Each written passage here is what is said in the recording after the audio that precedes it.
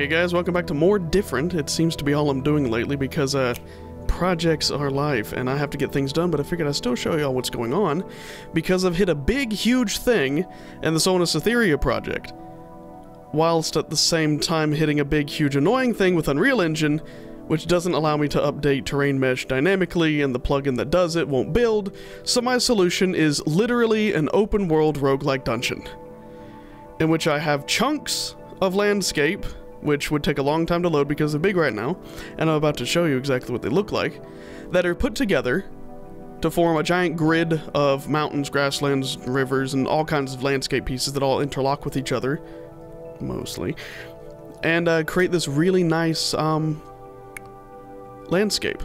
But before I hit start, I really have to give a shout out to Shadow Star Games developer. There's a YouTube channel I happened to just come across, I'll link it in the description, that kind of had this, they are the one who came up with the original sort of idea behind this of taking landscape chunks and putting them together to create a bigger world, and I sort of, well, perfected it and came across the same things. It's mostly used the concept, although my blueprint for how it works is very similar, if not identical, with different node positions, because in blueprints there's not a whole lot of different ways to do it. In the future I do plan on making this a scripted thing because there's a lot going on in the background, and this does choose between 3 distinct world types, and there's a lot of more, you know, just levels in general, and they kind of mesh better because I was very, very careful about that, and was sort of that way from the beginning. So if I hit, well, let's just F11. Okay, that's the wrong screen. F11. F11. Bitch. There we go. And start this thing. You can see how it takes a long time because I'm loading 16 chunks. It's very unhappy because there's multiple instances of the same chunk, but they're not on the same spot. They're in different places. So shut up, Unreal. It'll be fine. This area is 16 square kilometers because I have looked at the size of each one of these things, so it is pretty goddamn huge. And very purple. All the colors are randomized and can be easily changed. Ooh, that was a poopy frame rate. I'm still working on a little bit of the culling and optimization. You can see the grass fading out over there, and wow, that's blue. But if it's too blue for you, you can just hit G and it's not blue anymore. All the colors are dynamically changeable and are currently set to random values, so wow, that is really green. You never know what it's going to be whenever you hit that button, and odds are it's probably going to be like 90s Technicolor vomit. So if we get up here and look out, it's the same sort of concepts, assets that I've been using, except they're actually copies of those assets because I had to completely rebuild them to get the textures to work on them and get their, like, LODs right and everything because I didn't know what I was doing when I originally made them. And the sun is going down. I do have, day-night cycle, and fixed the weird issue of it getting gimbal locked in the sky, and if you have noticed, there is depth of field. That was a really fun thing. I like looking at it because it's like, wow, this feels really realistic. Which the depth of field is a ray shooting out of the camera, and it measures the length of that ray, and that sets the point in which it focuses. It's brilliant! And I had to look all over to figure out how to do that, because I knew that I could do that, but the documentation for that kind of stuff in Unreal is bad. Which is a reoccurring theme with working with this engine. But as we can see, it's turning nighttime, and the nighttime condition has a lot of stuff that happens in it. It has turned the sun off behind the horizon so it doesn't light the bottom of things. It's also turned the exponential height fog down just a little bit so it's not quite as bright in the distance, while also turning the... No, I think the exposure's left the same. I turned the auto exposure off because it's buns and makes things too bright, but it turns the saturation down, but it turns it down further in the red and green and leaves the blue a little bit more saturated so it feels more like nighttime. I have replaced the texture in the Sky Sphere blueprint, which is very nice. I really like it, and except for that horizon line, it's a little bit obnoxious. But yeah, you can see this world is very large, and right there you can see a tiny bit of the gap, which I believe is a floating point error in the noise generation thing that I used in GIMP to create these original displacement textures. Which each one of these landscape chunks was created using an identical base, and which a lot of these are actually the same as that, just with different stuff on it. There's a bunch of these default landscape things in there because I haven't made any of the flatlands yet. I'm still working on some of them. Ooh.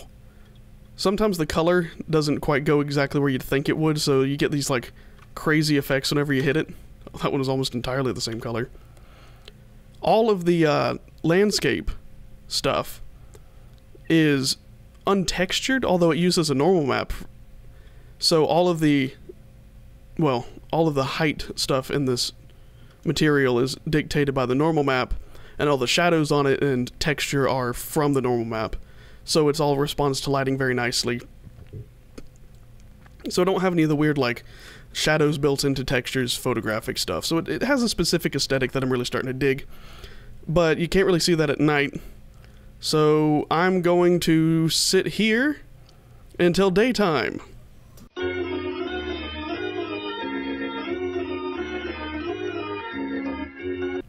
Ah, yes, so the sun is rising now.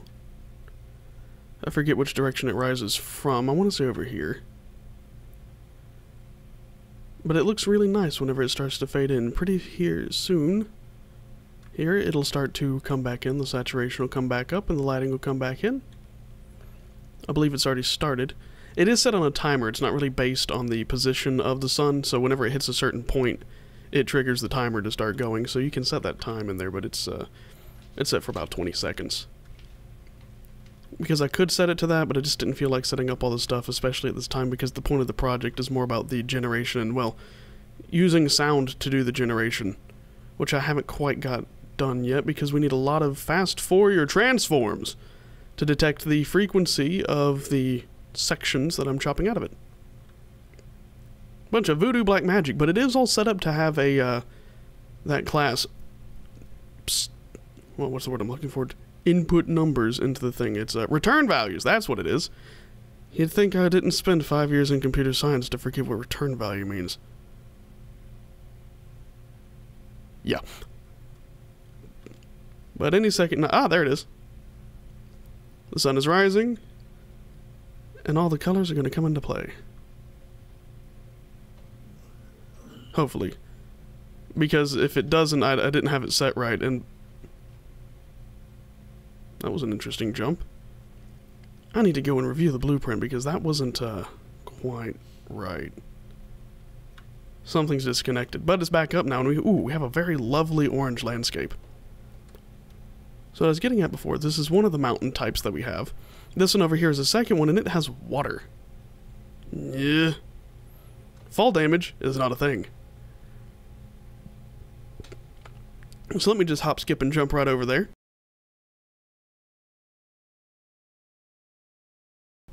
And here we have the mountain river. More of a canyon. Appropriate colors. This is actually one of my favorite color schemes that's come out of this so far. It's very nice. Like, you'd almost think it was done on purpose, but it is 100% random. Well, pseudo-random as much as it can be. It was my kind of oily looking water shader. I built it myself and didn't really use one that's in there because the whole point of this is I want to do everything myself. It helps the project. I don't have to cite as many people. But it looks great in the distance, but I need to figure out, like, how to make it look less bulbous whenever you're, like, there. Yeah, I can't get back up there. I've tried before. Basically Jesus now, too, because I haven't turned the sinkability in the water on, or anything that happens if you get underneath it.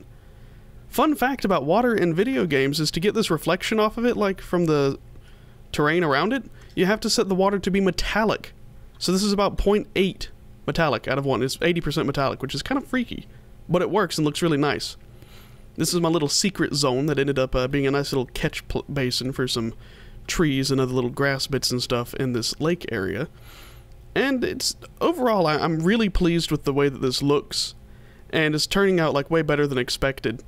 It's going to look better than it would have with the other type of terrain generation, but it's just I couldn't get it to work, and I've only got a couple of weeks left to do this. So I went with Plan B, and Plan B is going along swimmingly. I also ought to start a different one of the world types, because there are 3. This is the forested world, which rip my frame rate because of all the woods in it. But if I take this out and, well, kill it, Yeah, it goes really dark for some reason. Don't ask me about that, because I don't know why the viewport is so dark. But if I go in here and set our world generation thing to 0, I want to say, it will create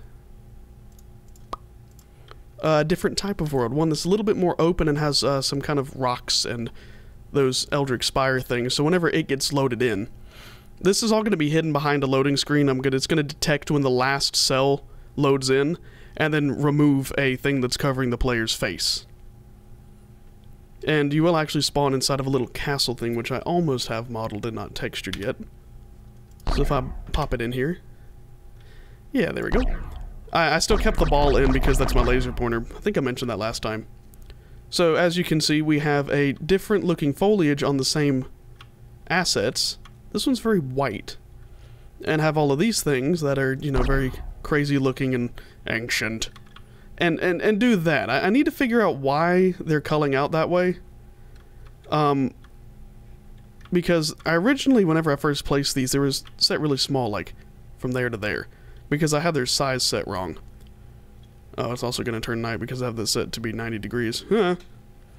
So I think I might actually end up need to be replacing these, which will suck because there's a lot of them here, but I use the foliage paint tool.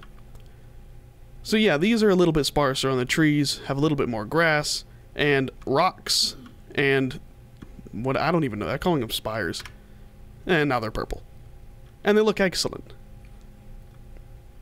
The other world, so if I kill this, and just go in and grab the same thing again, set it to 2, because this is 0 indexed array, as they should be. Yeah, if you 1 index your array, you're doing it wrong. Oh, this one is cotton candy Technicolor awful. Think it's...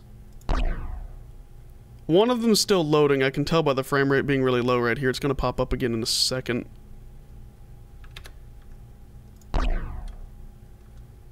Or something. I don't know. This world is very unhappy.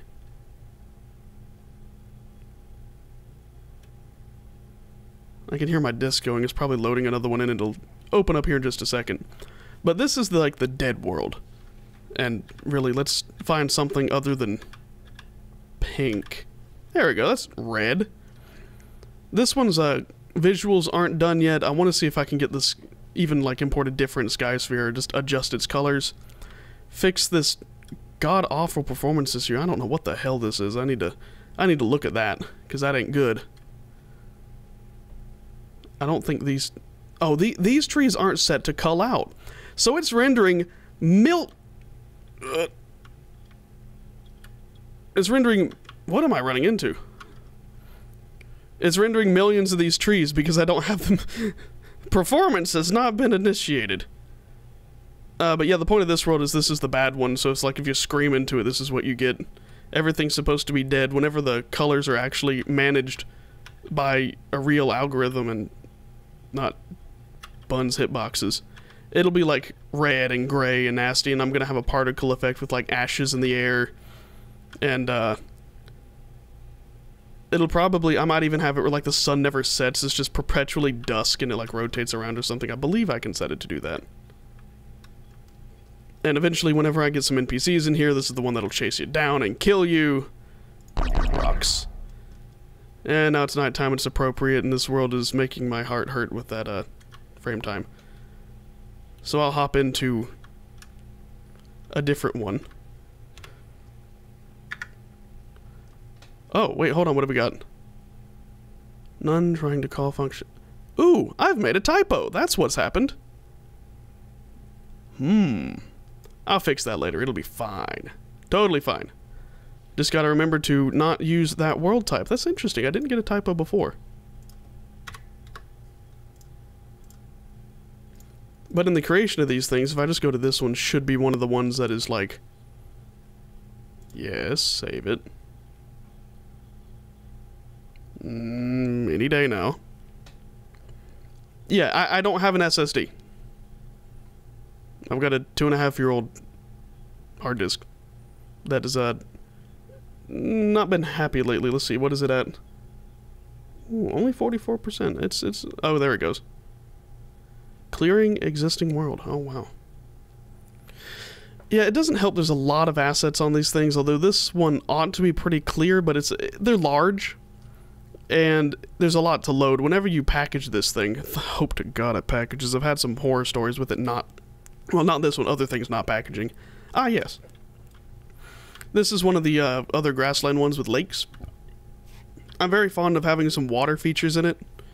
And this is what the defaults for the ground looks like and the default for the water look like. And this one in particular, if I hit play on it, this area really reminds me of that one scene from Howl's Moving Castle, which I would love to link in and show, but I'm not going to have to cite that and get copyright claimed for showing a movie. But if you know, you know. This little shack would be about over here. But it gives me that vibe minus the black sky, because there's no lighting in this. Oh, there is lighting, but you want to delete all of that stuff because it freaks it out. It just won't load the level. If you can only have one lighting set in the thing.